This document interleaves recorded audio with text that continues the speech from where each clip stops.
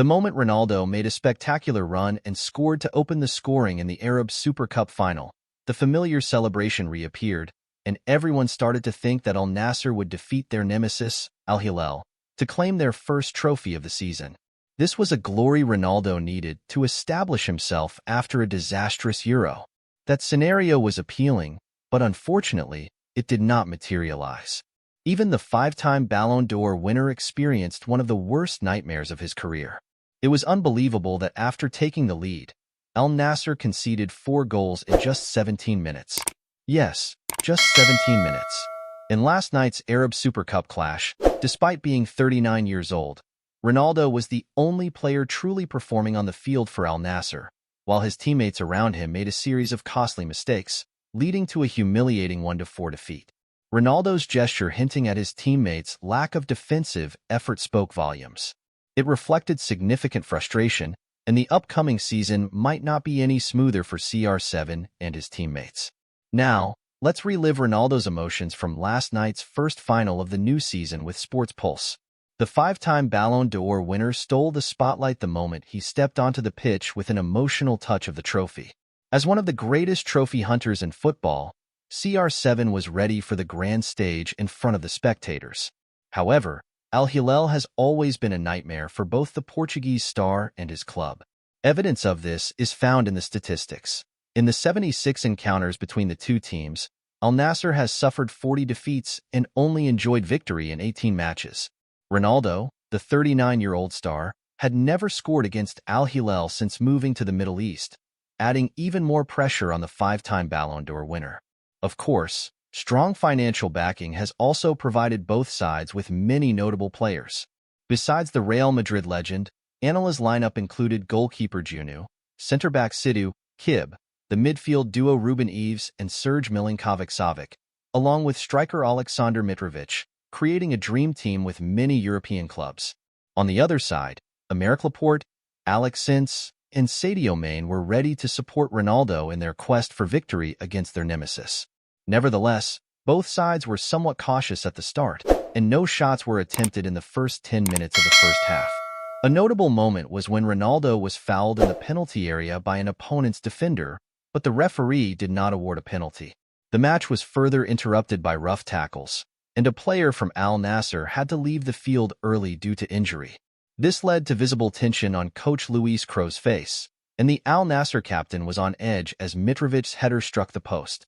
However, spectators did not have to wait long to see the opening goal from an attack down the left flank. Abdullah Garib made a troublesome cross for Cristiano Ronaldo to score with a precise touch. CR7 demonstrated his skill with a clever run that completely evaded the opponent's defender. At 39 years old, he was not going to miss such a prime opportunity, and the 5-time Ballon d'Or winner scored his first goal against Al-Hilal since moving to West Asia. More importantly, this was Ronaldo's 897th career goal, and the 900-goal milestone was within reach for the veteran striker. Even some dreamers envisioned the Portuguese captain scoring 3 more goals to reach 900. From a team perspective, taking the lead allowed Al-Nassr to relieve a lot of psychological pressure, and the comfort was evident on the faces of the blue-shirt stars as they headed into the break. On the other side, coach Georgios Jesus knew Al-Nassr needed to adjust their play, and early changes were evident in the second half. Following a well-executed interplay with teammates, Serge Milinkovic-Savic penetrated the opponent's penalty area before delivering a technical shot. There was no chance for goalkeeper Bento, and the score was leveled, accompanied by Cristiano's frustrated shake of the head.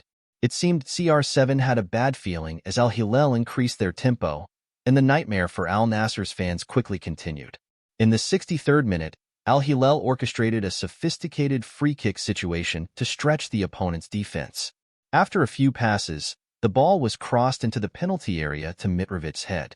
With his extensive EPL experience, the Serbian star jumped to challenge 2 of the opponent's defenders before scoring.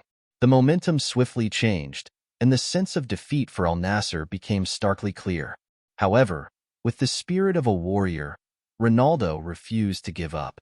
With the captain's armband on, CR7 urged his teammates to keep trying with a loud shout. He even ran to the referee to check the validity of the goal. It was clear that the five-time Ballon d'Or winner still believed in his team's comeback ability and was ready to give his all for the remainder of the match. Nevertheless, a single swallow does not make a spring, and it was easy to see the disjointedness in Al-Nassr's play across all three lines. In attack, Sadio Mane and Thalissa played out of sync and failed to create significant pressure on Anelka's goal.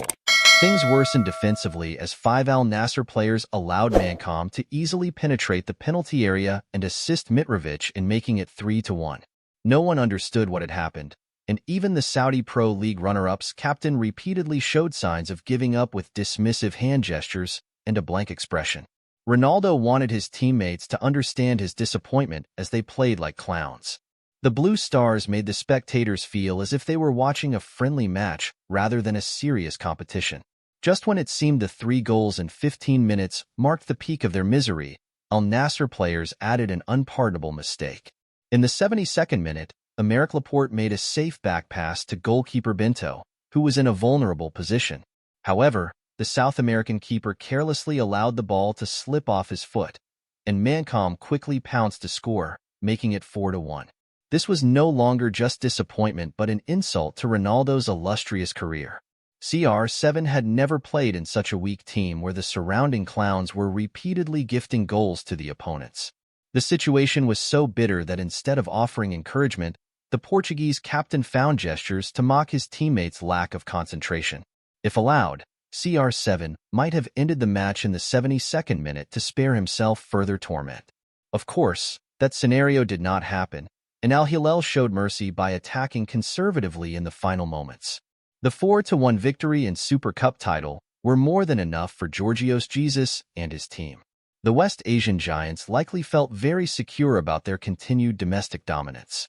On the other side, Al-Nassr players left the field in stunned silence under the angry gaze of the fans. No one dared to dream of overturning the Saudi Pro League after such a disastrous 90 minutes. In the Super Cup match, the gap and level between the two sides were still glaringly evident. According to the latest update, coach Luis Crow has been dismissed by the club's management. However, this move did not lessen Ronaldo's disappointment, as media captured CR7 storming into the tunnel immediately after the final whistle. It seemed the 39-year-old forward felt his final years at Al-Nassr were being wasted. Could this humiliating defeat be a sign that both parties need to end their noisy but trophyless relationship? Should CR7 return to Europe to preserve his career's dignity rather than carrying a team that can't maintain focus in a final? Perhaps only Ronaldo knows the answer, as the veteran striker is the one most aware of his team's frailty.